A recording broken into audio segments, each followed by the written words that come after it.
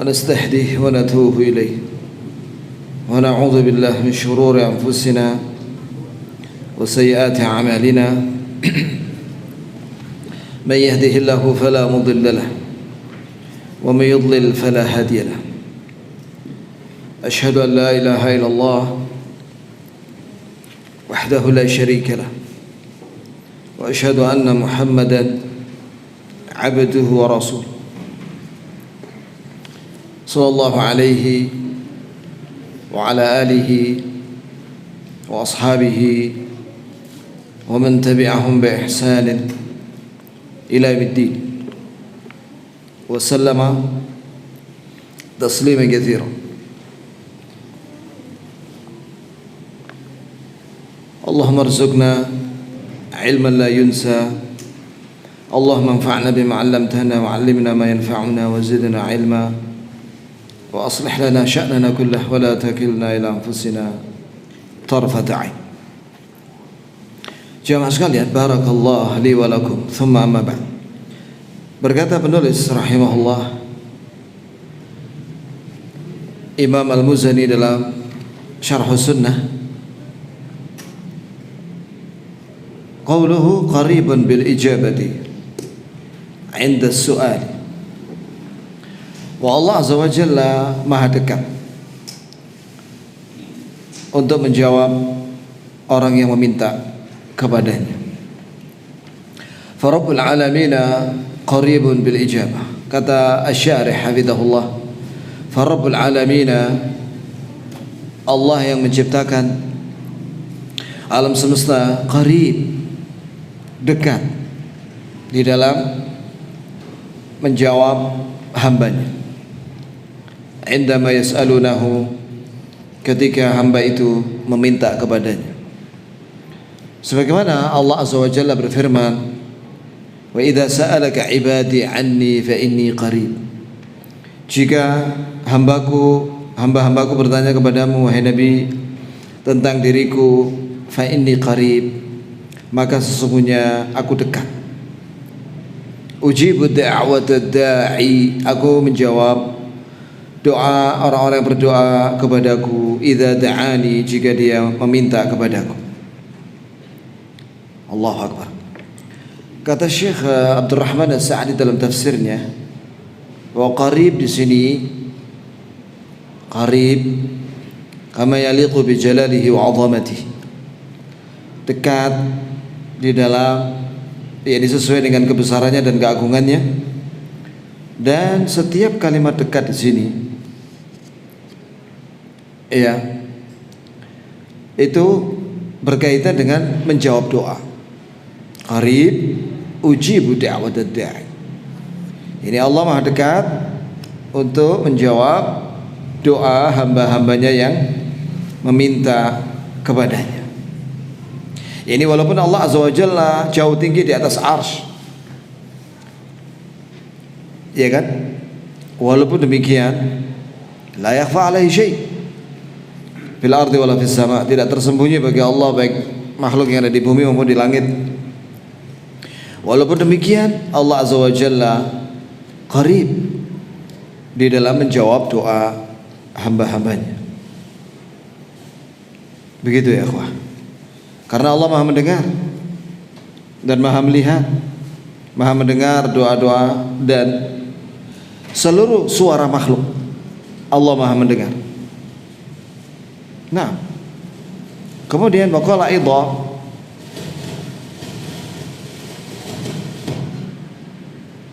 dan juga Allah Azza wa Jalla berfirman, waqala rabbukum ud'uni. Kak bunyi sudah? Enggak, ini di oh ya sudah. Dan Rabb kalian berfirman, ud'uni astajib lakum.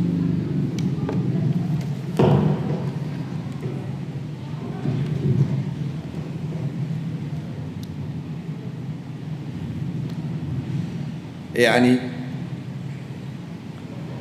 Allah Azza wa Jalla berfirman, wa qala rabbukum, dan Rabb kalian berfirman, ud'uni, berdoalah kalian kepadaku, astajib lakum, aku jawab doa kalian. Ini janji dari Allah. Wallahu la yukhliful mi'ad. Allah tidak akan luput janji. Dan juga Allah Azza wa Jalla berfirman, "Ud'u rabbakum tadarru'an wa khufyah. Innahu la yuhibbul mu'tadin. Wa la tufsidu fil ardi ba'da islahiha. Ud'uuhu khawfan wa tama'a. Inna rahmatallahi qaribun minal muhsinin." Artinya, berdoalah kalian kepada Rabb kalian dengan merendahkan diri dan dengan suara yang pelan, karena Allah Maha mendengar. Innahu la yuhibbul mu'tadin. Sungguh Allah tidak mencintai orang-orang yang berlebihan di dalam berdoa dengan suara yang teriak-teriak. Wala tufsidu fil ardi, maka janganlah kalian berbuat kerusakan di bumi dengan berbuat maksiat. Ba'da islahiha, setelah kebaikannya tersebar, kesalehan dan amal saleh. Maka wad'uhu khawfan wa tama'a, maka berdoalah kepada Allah kalian dengan penuh rasa takut. Takut kalau tidak diterima doanya, wa tama'a, dan penuh harap agar diterima doanya. Inna rahmatallahi qarib minal muhsinin. Sesungguhnya rahmat Allah itu sangat dekat dengan orang-orang yang berbuat baik. Wa qala Abu Musa al-Asy'ari, yakni Syekh Asy-Syarih, yaitu Syekh Abdul Razzaq hafizahullah, membawakan dalil-dalil ini untuk menjadi dalil tentang bahwa Allah itu qarib, dekat ketika menjawab doa hambanya, dekat mendengarkan dan menjawab doa hambanya. Itu dalil-dalilnya tadi. Wa qala Abu Musa al-Asy'ari, berkata Abu Musa al-Asy'ari radhiyallahu anhu, kunna ma'a Rasulillah sallallahu alaihi wasallam, kita pernah bersama Rasulullah sallallahu alaihi wasallam. Fakunna idza asyrafna ala wadin, maka apabila kita mendekati wadi, halalna, maka kami mengucapkan la ilaha illallah dengan suara keras. Wa kabbarna, dan kami mengucapkan takbir Allahu Akbar. Irtafa'at aswatuna, dengan kami mengeraskan suara la ilaha illallah dan Allahu Akbar. Maka Nabi bersabda sallallahu alaihi wasallam, ya ayuhan nas, wahai sekalian manusia, irba'u ala anfusikum, hendaklah kalian pelan-pelan ketika kalian berzikir itu. Sebab fa innakum la tad'una asamma wala ghaiban, sebab kalian tidak berdoa kepada zat yang tuli dan tidak berdoa kepada zat yang ghaib. yakni Allah itu hadir menyaksikan kalian, dan Allah itu tidak tuli. Allah sangat mendengar apa yang kalian ucapkan dari zikir-zikir itu. Ini pelan-pelan zikir. Innahu ma'akum, sesungguhnya Allah itu bersama kalian, melihat kalian dan mendengar kalian. Innahu sami' qarib, sesungguhnya Allah Maha mendengar apa yang kalian ucapkan, qarib, dan dekat dengan apa yang kalian sebutkan dari permintaan itu, doa-doa kalian. Tabarakasmuhu wa ta'ala jadduh, tabaraka maha baik, ismuhu nama Allah, wa ta'ala dan maha tinggi, jadduhu keagungannya. Qauluhu ba'idun bitta'azzuzi la yunan, ba'id, Allah itu sangat jauh dari makhluknya, maksudnya tinggi, jauh di atas arsy, bitta'azzuz, dan Allah memiliki sifat maha perkasa, la yunal, tidak akan disentuh, tidak akan dimadaratkan oleh makhluknya. Fallahu subhanahu wa ta'ala lahul izzah al-kamilah, bahwa Allah subhanahu wa ta'ala memiliki keperkasaan, maha perkasa yang maha sempurna. Fala yunalu janabuh, maka tidak mungkin tersentuh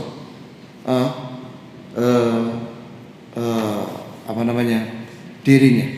Waqad sahha fil hadits al-qudsi, telah sah dalam hadis qudsi annahu jalla wa ala, bahwasanya Allah yang maha agung lagi maha tinggi, yaqul, berfirman, ya ibadi innakum lan tablughu dharri fatadurruni. Wahai hamba-hambaku sekalian, kalian tidak mungkin bisa menyakiti aku, fatadurruni, kemudian membahayakan aku. Sama sekali tidak bisa. Ya, di semua perbuatan maksiat yang dilakukan oleh hamba, maksiat yang dilakukan oleh manusia dan jin tidak akan mengurangi maha sempurnanya Allah. Tapi akibat buruk daripada maksiat-maksiat itu kembali kepada pelakunya sendiri. Begitu pula seluruh perbuatan ketaatan yang dilakukan oleh hambanya, manusia dan jin, tidak akan menambah manfaat sedikit pun kepada Allah, karena Allah sudah maha kaya dengan mutlak. Tapi akibat baik daripada ketaatan itu akan kembali kepada orang soleh itu sendiri. Allahu Akbar. Alin ala arsyihi, Allah itu maha tinggi, jauh di atas arsy. Ini sudah selesai dibahas. Taqaddama dzikrul ulu fi bidayati hadhihi risalah. Sudah dibahas masalah ketinggian Allah, jauh tinggi di atas arsy. Ya, di buku ini waqad a'adahu al-musannif, dan diulangi di sini oleh penulis rahimahullah sebagai penguat. Tapi di sini ada tambahan, ba'in min khalqihi. Allah itu terpisah. Ba'in itu terpisah dari makhluknya. Yani Allah tidak nempel di makhluk yang diciptakan, yaitu arsy. Tidak sama sekali. Allah jauh tinggi. Hadhil kalimah yadhkuruha ulama as-salaf. Kalimat ini diucapkan oleh para ulama dahulu, ulama salaf. Ya, wa hiya kalimatun sahihah. Dan ini adalah kalimat yang benar. Wala iskala fiha, dan tidak ada kesalahan sedikit pun. Li'annaha min babil ikhbar 'anillah. Sebab di sini masuk kategori memberitakan, menyampaikan berita dari Allah. Annahu laysa fi dzati syai' min makhluqatihi. Bahwasanya pada zat Allah tidak ada satupun zat makhluk. Pada zat Allah tidak ada satupun zat makhluk. Wala fi makhluqati syai' min dzati. Begitu pula pada makhluk sama sekali tidak ada di situ zatnya Allah. Jadi Allah terpisah dari makhluknya. Fa huwa mustawin 'ala 'arsy. Allah tinggi jauh di atas arsy-Nya. Ba'in min khalqihi, terpisah dari makhluk. Wa ahlul ilmi inna mahtaju li dzikriha. Para ulama ketika menjelaskan ini, ya, li yubayyinu butlan, untuk menjelaskan kesalahan madhabil Jahmiyah. Madhabnya orang-orang Jahmiyah, yaitu pengikutnya Jahm bin Safwan dan Ja'ad bin Dirham. Al-qailin yang mengatakan innallaha fi kulli makan. Yang mana mereka mengatakan bahwa Allah itu ada di mana-mana. Maksud daripada Allah di mana-mana, ini Allah ada di seluruh makhluk, bersemayam di seluruh makhluk. Nah ini ta'ala Allahu an dzalik, maha tinggi Allah dari kalimat ini. Wa dzakara al-Hafidz Adz-Dzahabi qissatan an ahad al-qudat. Dan Hafidz Adz-Dzahabi, Imam Adz-Dzahabi adalah murid dari Syekhul Islam Ibn Taimiyah rahimahumullah. Dia menyebutkan satu kisah dari seorang qadhi hakim, wa huwa Hisham bin Ubaidillah Ar-Razi, yaitu Hisham bin Ubaidillah Ar-Razi, annahu qadha bisijni li ahad al-Jahmiyah. Bahwa dia menghukum terhadap menghukum seorang Jahmiyah di penjara. Ukhbira annahu taba min bid'atihi. Maka disampaikan kepada dia bahwa dia telah bertobat dari bid'ahnya. Farada Hisham Ar-Razi, maka Hisham Ar-Razi menginginkan an yamtahinahu, untuk menguji orang itu. Faqala lahu, maka dia berkata kepada orang Jahmiyah itu, atasyhadu anna Allah ala arsyih? Apakah kamu bersaksi bahwasanya Allah di atas arsy? tinggi, jauh di atas ars, ba'in min khalqihi, terpisah dari makhluknya. Maka berkata orang Jahmiyah itu, la adri, aku tidak tahu. Ma ba'in min khalqihi, apa yang dimaksud dengan jauh dari makhluknya. Maka Hisham Al-Qadhi berkata, rudduhu, kembalikan dia ke penjara. Fa innahu lam yatub ba'd, dia belum bertobat. Nah, perhatikan di sini, ikhwan. Jadi dahulu di zaman sahabat tabi'in itu para khulafa ar-rasyidin dan juga umara al-mu'minin, mereka itu dan juga para qudat, para hakim sepakat untuk menghukum orang-orang yang menyimpang. Ya, diawali dari zamannya Ali bin Abi Thalib. Ya. Waktu itu Ali bin Abi Thalib radhiyallahu anhu dalam sejarah menghukum kaum Khawarij, takfiri. Ya, jadi ada kelompok Khawarij yang mereka ini sebenarnya muncul di zamannya Utsman radhiyallahu anhu, dan mereka memberontak terhadap Utsman, kemudian membunuh Utsman. Dalam keadaan Utsman tidak melawan, dia duduk di rumahnya, dia baca Quran. Kemudian orang-orang Khawarij, ekstremis, ya, takfiri itu menjebol pintu dan jendela, dan dia tidak melawan, dia baca Quran, kemudian dibunuh. Maka ketika Utsman bin Affan terbunuh, maka para sahabat membaiat Ali bin Abi Thalib. Nah, waktu itu sebagian sahabat yang lainnya meminta kepada Ali untuk menghukum para pemberontak itu. Di awal belum bisa menangkap mereka. Begitu ketika Ali bin Abi Thalib radhiyallahu anhu ada di Basrah, tiba-tiba mereka ini, para pemberontak ini, membunuh Abdullah bin Khabbab ibn al-Ard, anaknya sahabat, anaknya Khabbab bin al-Ard. Dan mereka juga membunuh istrinya yang sedang hamil. Kemudian dibeleh perutnya istrinya itu oleh orang Khawarij. Kemudian janinnya dikeluarkan dan disembelih, dipotong, kemudian dilempar ke sungai. Maka Ali radhiyallahu anhu dapat berita itu. Kemudian Ali mengirim utusan kepada mereka. Ya. Tapi kata Ibn Abbas, sebentar ya Amirul Mukminin, beri waktu saya untuk memberi nasihat kepada mereka.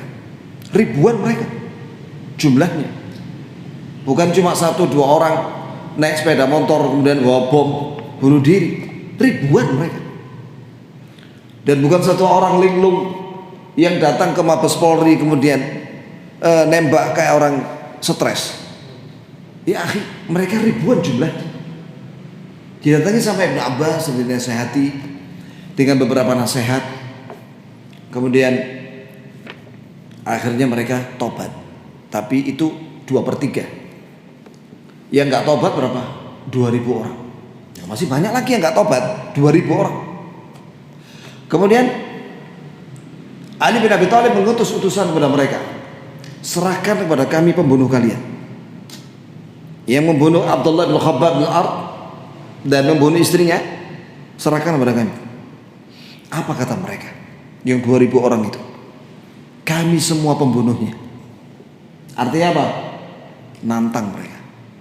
Kata Ali, oh kalian yang disebut oleh Nabi SAW, sayakhruju min dhiddi hadha qaumun tahqiruna salatakum ala salatihim, siyamakum ala siyamihim, yaqra'una al-Qur'an la yatajawazuna taraqihim, yamrukuna min ad-din kama yamruku sahmu min ar-ramiyah, fa in adraktuhum la aqtulannahum qatla'an.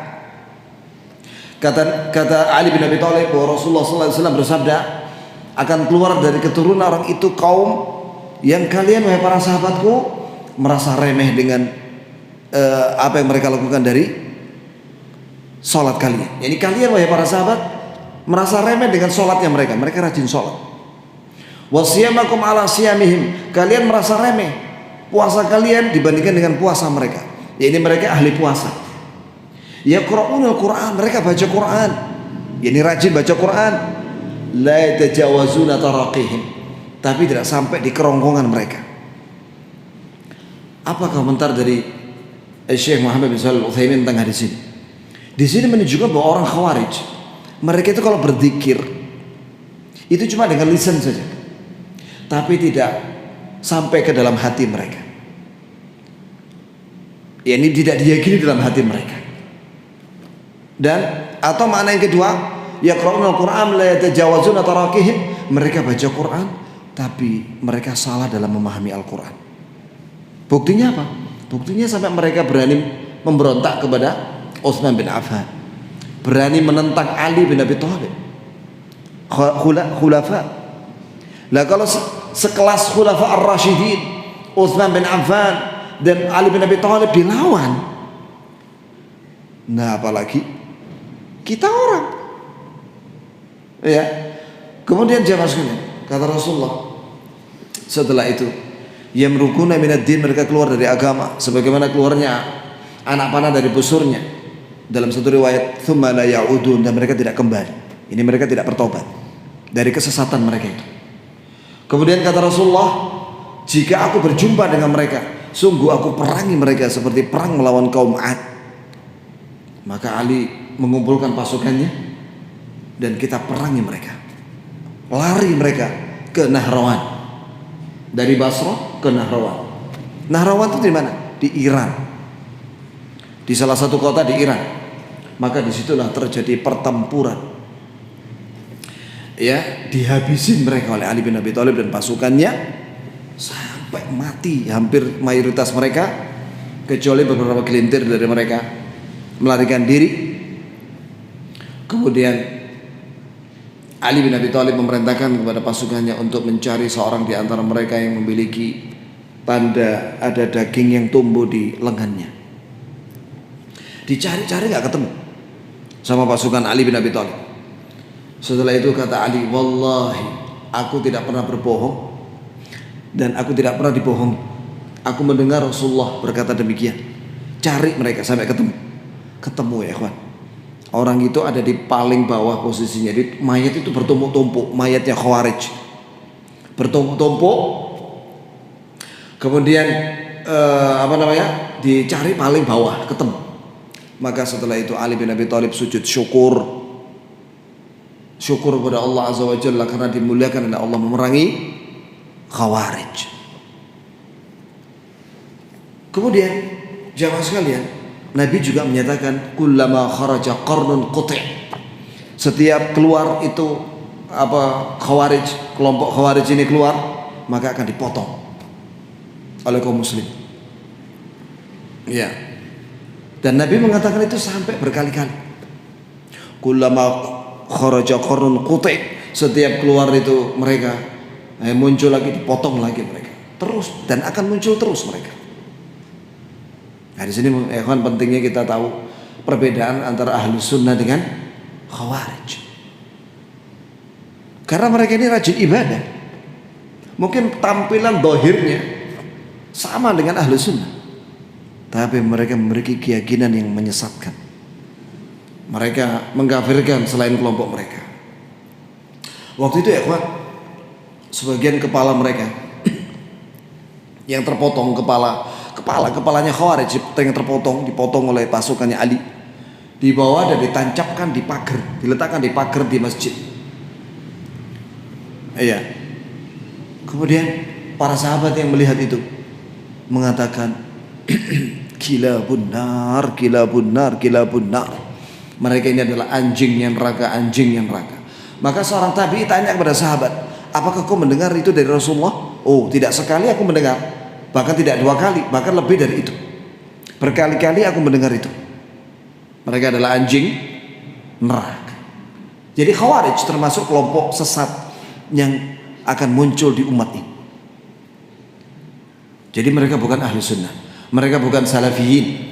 Mereka itu walaupun mereka ngaku salafi, tapi bukan salafi karena akidahnya menyimpang. Mereka mengkafirkan orang sembarangan, ya, mengkafirkan penguasa tanpa ilmu, mengkafirkan aparat dan lain sebagainya, dan menghalalkan darah mereka.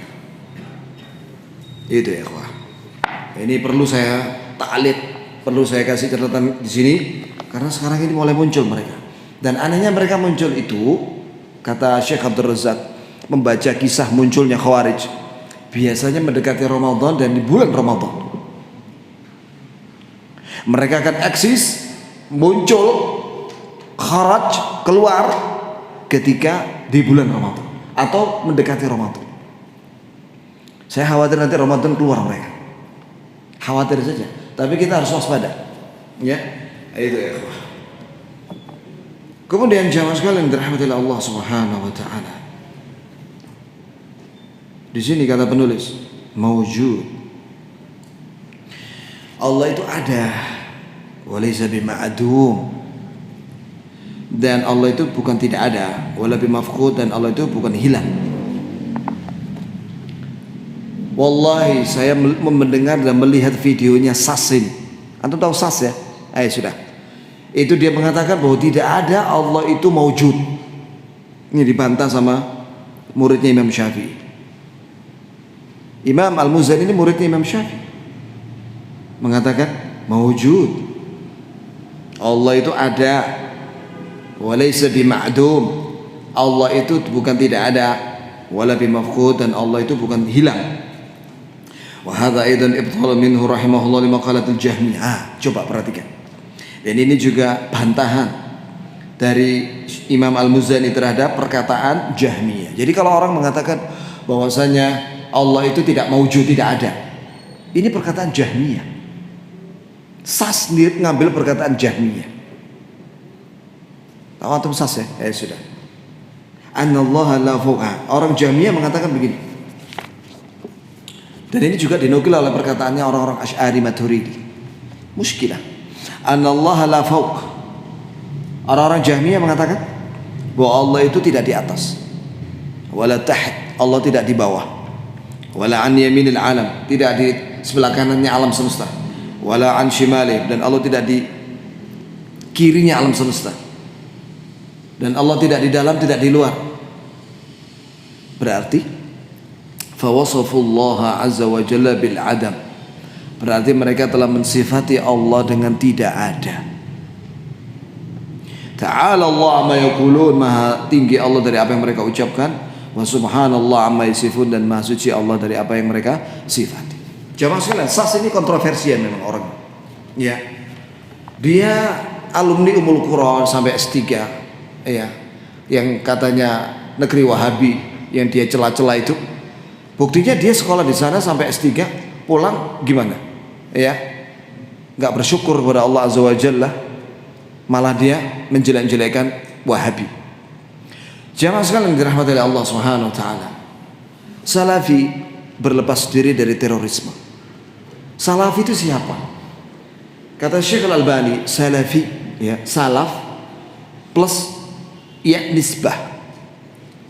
Salafi itu artinya orang-orang yang berpegang kepada Quran Sunnah menurut salaf. Nah, salaf itu siapa? Salaf itu artinya para pendahulu kita, yaitu Nabi dan para sahabat dan tabi'in atba'ut tabi'in. Jadi salaf itu berpegang kepada Quran Sunnah menurut pemahaman salaf, yaitu sahabat dan tabi'in. Salahkah itu? Tidak salah, bahkan itu wajib. Sebagaimana Allah Ta'ala berfirman dalam Al-Quran surat At-Taubah ayat 100, As-sabiqunal awwalun minal muhajirin wal ansar walladzina taba'uhum bi ihsan radhiyallahu anhum wa radu'an wa a'adda lahum jannat tajri tahtal anhar khalidina fiha abada.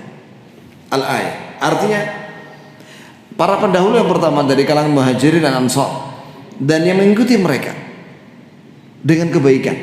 Jadi mengikuti sahabat muhajirin dan ansar dalam kebaikan, radhiyallahu anhum wa radu'an, maka mereka diridhai oleh Allah dan mereka ridha dengan apa yang Allah beri kepada mereka. Ya, dan Allah telah siapkan untuk mereka surga-surga yang mengalir di bawahnya sungai-sungai. Oke. Mengikuti salaf, sahabat wajib. Perintah Allah. Dan juga dalam surat An-Nisa, ya, coba cek di situ 115 atau 114. Allah Ta'ala berfirman, "Wa may yushaqiqir rasul min ba'di ma tabayyana lahul huda wa yattabi' ghayra sabilil mu'minin nuwallihi ma tawalla wa nuslihi jahannam wa sa'at masir." Barang siapa yang durhaka kepada Rasul setelah datang kepada dia petunjuk Rasulullah dan dia mengikut bukan jalannya kaum mukminin. Siapa kaum mukminin yang dimaksud oleh Allah dalam ayat ini? Itu ketika turun ayat ini, siapa orang mukmin itu? Para sahabat. Barang siapa yang tidak mengikuti kaum mukminin, yaitu para sahabat, tidak mengikuti para sahabat, nuwallihi ma tawalla, kami akan lepas dia, wa nuslihi jahannam, dan kami akan masukkan dia ke neraka jahanam, wa sa'at masira, dan neraka jahanam adalah sejelek-jelek tempat kembali. Jadi mengikuti salaf di dalam memahami Quran Sunnah itu hukumnya wajib, karena Allah mengancam dengan neraka jahanam bagi yang tidak mengikuti sahabat mukminin dalam ayat ini. Nah, kenapa kok dinamakan salafiyun? Nah, waw dan nun di situ karena bentuknya jamak. Kalau salafi itu bentuk tunggal, satu orang. Kalau salafiyun itu jamak, kaum salafi. Nah, pertanyaan, apakah salafi itu yang menyuruh kepada terorisme, pro dengan terorisme dan sumber dari terorisme? Jawabannya tidak. Salafi justru anti teroris. Yang teroris itu adalah khawarij takfiri. Perhatikan sabda Rasulullah sallallahu alaihi wasallam, al-imanu bid'atun wa sab'una syu'bah, a'laha qawlu la ilaha illallah wa adnaha imatatul adha 'anit tariq wal haya'u minal iman. Kata Rasulullah sallallahu alaihi wasallam dalam hadis Bukhari Muslim, iman itu ada 73 sampai 79 cabang. Yang paling tinggi dari cabang iman mengucapkan la ilaha illallah. Dan yang paling rendah dari cabang iman itu adalah menyingkirkan gangguan yang ada di jalan. Apakah itu paku, apakah itu batu, apakah itu ranting pohon, apalagi batang pohon, itu harus dipinggirkan supaya tidak mengganggu orang yang lewat. Apakah itu pejalan kaki, apakah itu naik motor, apakah itu naik mobil. Jelas ya kawan? Gangguan di jalan aja dipinggirkan supaya orang nggak terganggu di jalan. Apalagi bom ya. Masihkah menuduh ajaran Islam itu teroris? Islam menyuruh kepada kita untuk menyingkirkan segala gangguan yang ada di jalan. Perhatikan sabda Rasulullah SAW, bahwa Rasulullah SAW ketika sholat gerhana matahari melihat wanita Bani Israel yang masuk neraka gara-gara kucing. Bagaimana? Kucing itu dikurung sama wanita Bani Israel itu dan tidak dikasih makan, tidak dikasih minum sampai lama. Kemudian karena kelaparan dia, kucing itu sampai makan tanah sampai mati. Kata Rasulullah, dia di neraka. Aku melihatnya dia di neraka. Kata ulama, kenapa dia di neraka? Tidak ada rahmat dalam hatinya. Tidak ada rahmat hatinya terhadap makhluk Allah. Kalau orang tidak suka dengan makhluk Allah, udah biarin. Dia bisa cari makan sendiri, kucing itu, dan cari minum sendiri dia. Bisa dia. Allah kasih rezeki. Gak perlu antum menyiksanya. Gak perlu seorang muslim menyiksanya. Gak perlu, biarin aja dia. Ya. Atau antum kasih makan atau minum, dan itu dapat pahala. Sebagaimana seorang pelacur wanita Bani Israel yang memberi minum kepada anjing yang kehausan, maka dia masuk surga, diampuni oleh Allah dosanya dan dipersilakan untuk masuk surga. Kenapa? Karena dia ada rahmah kepada makhluk Allah walaupun dia anjing.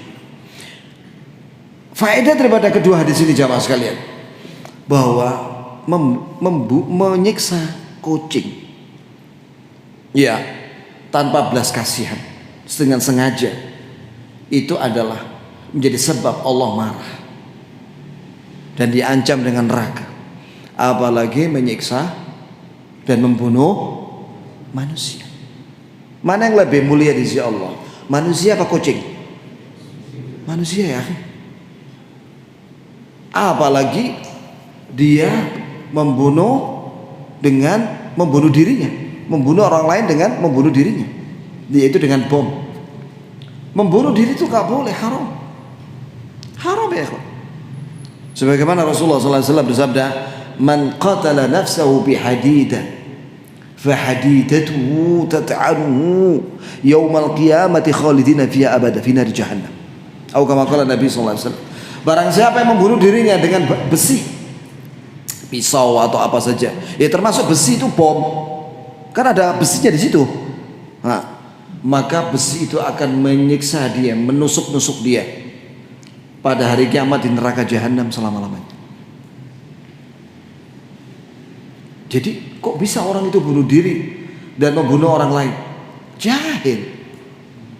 Bahkan ada hadis ya ikhwan, tadi saya lupa nggak bawa HP-nya, dan saya share di Facebook saya, bahwasanya Rasulullah SAW memberitakan, baina yaday sa'a yakthurul harj, di antara tanda kiamat banyaknya pembunuhan. Waktu itu sahabat tanya, mau apa harj ya Rasulullah? Apa itu harj? Karena harj ini bahasa Habasyah, Ethiopia. Maka Rasulullah SAW memberi isyarat dan mengatakan al-qatl, pembunuhan, banyaknya pembunuhan. Kemudian bukan membunuh, kata sahabat, ya Rasulullah kita sering membunuh orang musyrik katanya. Kan dalam peperangan kan membunuh atau dibunuh. Kita banyak membunuh orang musyrik di medan perang ya Rasulullah. Apa kata Nabi? Bukan orang musyrik yang dibunuh, tapi taqtuluna ba'dukum ba'da, kalian saling bunuh. Yaqtulu ar-rajulu jarahu wa yaqtulu akhahu wa yaqtulu ibna ammihi. Itu lafaz hadisnya. Dia akan membunuh tetangganya, dia membunuh saudara kandungnya, dan membunuh anak pamannya. Tentang kisah membunuh anak paman ini terjadi di Saudi. Ada seorang pemuda baiat sama ISIS. Bahasa Arabnya Daesh atau Daesh, ya. Kalau di Indonesia namanya JAD, Jaringan Ansor Daulah. Itu baiat sama ISIS sampai hari ini. Walau padahal khalifah mereka sudah mati, tidak tahu sama siapa penggantinya sekarang. Kemudian terjadi perdebatan dia dengan anak pamannya. Masyhur kisahnya, bahkan ada videonya. Saya lihat videonya. Bahkan gini ceritanya. Yang ISIS ini, anak muda ini, berdebat dengan anak pamannya. Anak pamannya ini bilang, kau mengkafirkan penguasa kita di Saudi? Iya katanya. Kemudian seluruh umat Islam selain kelompokmu? Iya katanya. Termasuk saya? Iya. Terus dinasehati, janganlah ya akhi, kau mengkafir-kafirkan seperti itu. Jangan kau gabung sama mereka. Adzan ya akhi. Kita lanjutkan batal adzan ya. Iya sudah.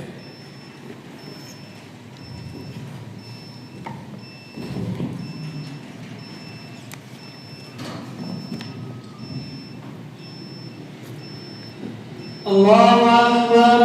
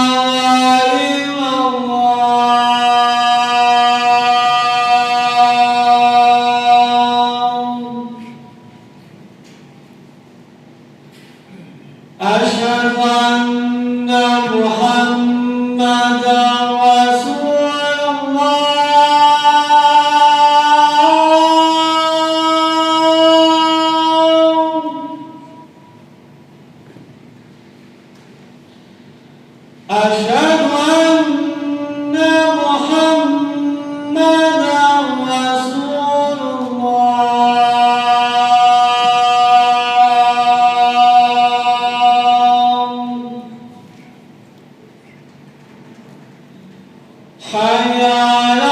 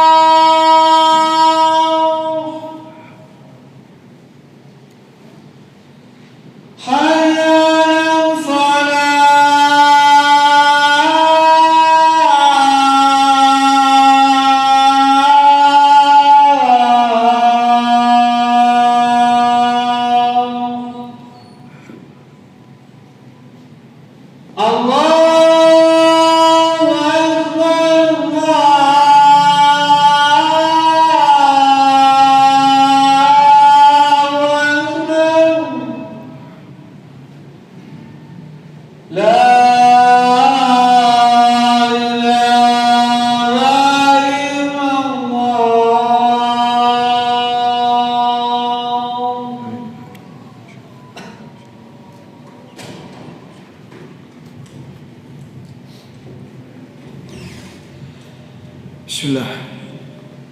Jamaah sekalian yang dirahmati Allah, kisah tentang pemuda Saudi yang berbaiat sama ISIS itu, singkat cerita, orang ISIS ini marah sama anak pamannya. Maka dia panggil teman-temannya, kemudian diikat itu tangan dan kakinya, kemudian dimasukkan ke dalam mobil pick up, kemudian dibawa ke padang pasir. Dan dia sambil meletakkan senjata AK-47 di dalam mobil. Sesampainya di padang pasir dicari ada batu besar, ya. Kemudian divideokan. Anak pamannya itu ditanya-tanya, kamu masih tidak mau baiat sama ISIS? Tidak mau. Dan akhirnya dieksekusi. Anak pamannya ini dieksekusi, ditembak sampai mati. Heboh ya sampai Saudi. Kemudian pemuda ISIS ini ditangkap, segera ditangkap oleh aparat dan disidang dan tidak lama dihukum mati. Ya ini negeri Wahabi, negeri Salafi Wahabi yang dituduh katanya sarang teroris, ya itu memerangi teroris, memerangi ISIS. Bahkan di bulan Ramadan kaum muslimin waktu itu mau berbuka puasa. Tiba-tiba ada anggota ISIS itu, seorang pemuda, dia bawa bom bunuh diri. Kemudian dia mau masuk Masjid Nabawi. Dia halang-halangi sama aparat. Ada satu atau dua aparat yang meninggal waktu itu. Ada yang sampai cacat sampai hari ini. Meledakkan diri di kurang lebih jaraknya masih 300 meter. Atau kurang dari itu. Di bulan Ramadan mereka mau membunuh orang Islam yang mau berbuka puasa di bulan Ramadan. Kemudian sahabat tanya kepada Rasulullah, aina ukulun nas yauma idzin ya Rasulullah, kemana akal sehat manusia waktu itu ya Rasulullah? Apa kata Rasulullah? Tunza'u ukulun aktsari nas hina idzin. Ya dikata Rasulullah, akal sehatnya kebanyakan manusia diangkat oleh Allah pada hari itu. Ini sudah tidak punya akal sehat lagi, sehingga dia tidak tahu mana yang halal, mana yang haram, mana yang tidak boleh dibunuh. Dia nggak ngerti. Ini akalnya orang Khawarij sudah diangkat oleh Allah, sehingga dia bebal, tidak mau menerima nasihat. Saya pernah menasihati orang ISIS karena saya tahu itu markasnya ISIS, tapi dia juga undang selain ISIS. Saya termasuk diundang ngisi pengajian. Maka saya kasih nasihat tentang bahaya ISIS dan Khawarij takfir. Marah mereka. Ada beberapa orang dari antara mereka. Benar sudah. Ya, ada pentolan-pentolan mereka. Itu ya, tidak ada senyum mereka. Dan marah-marah. Kita orang dimaki-maki di majelis. Terima kasih dan saya tidak akan kembali lagi. Itu ya. Jadi kesimpulannya apa? Barang siapa yang menuduh salafi teroris atau sumbernya teroris, wallahi dia telah menfitnah jutaan salafi dimulai zaman Rasulullah sampai hari ini. Dan dia harus membayar dengan amalnya nanti pada hari kiamat. Wa illa, jika habis amalnya, maka dosa-dosanya salafiyin akan ditumpukkan di pundaknya orang itu. Jangan sembarangan menuduh orang tanpa hak. Berat tanggungannya nanti pada hari kiamat.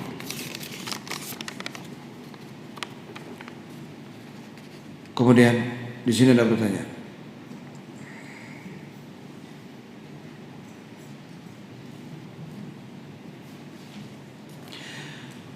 Syekh Fauzan berkata bahwa tidak boleh mengkritik pemimpin baik menterinya, DPR dan lain di depan umum dan medsos.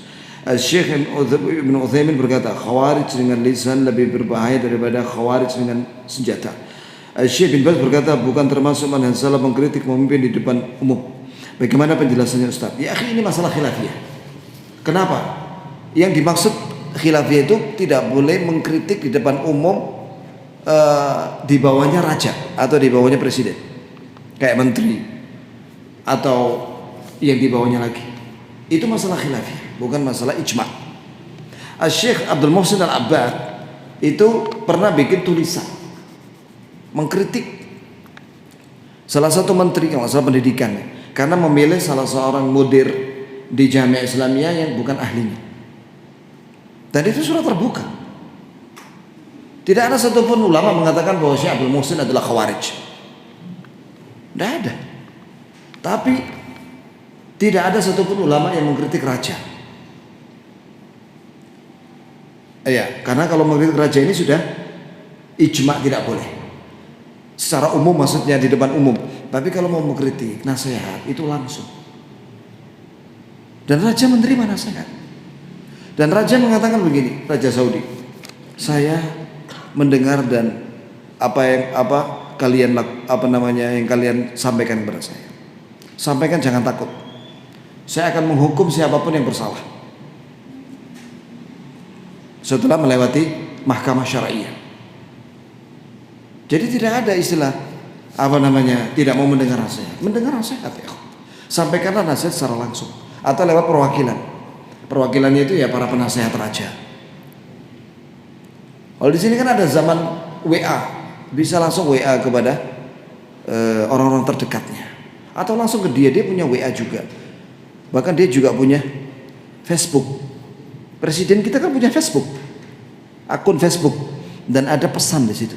Silakan diisi pesan di situ, kasih nasihat. Insya Allah dia baca. Kalau antum sudah menyampaikan nasihat, maka selesai tugas antum. Jadi jangan mengatakan ini masalah ijma', enggak ya. Kemudian, apakah organisasi kamu seperti yang mengajarkan politik dan demonstrasi adalah benih-benih khawarij? Ya akhwah, Al-Quran dan Sunnah itu juga membahas tentang masalah politik. Dan ada buku masalah politik yang ditulis oleh Syekhul Islam Ibn Taimiyah dan disyarahkan oleh Ibnu Qayyim, disyarahkan oleh Syekh Muhammad bin Shalih Al-Utsaimin, dan insya Allah kita akan baca khataman buku siasat syariah, politik syar'i ya di Masjid Ahmad Yani besok pagi subuh insya Allah. Bukunya tebelnya sampai nih ya kawan, tapi ya nggak apa-apa, kita baca aja pelan-pelan. Kita ingin tahu apakah Islam punya sistem politik yang syar'i. Ternyata ada, kita baca saja sebagai ilmu, karena itu ada dalilnya, ada ayatnya, ada haditsnya. Nah, dari situ kita akan tahu perbedaan antara siasat syariah, politik syar'i dengan politik tidak syar'i. Itu saja jawaban saya. Subhanakallahumma wa bihamdik, asyhadu an la ilaha illa anta, astaghfiruka wa atubu ilaik.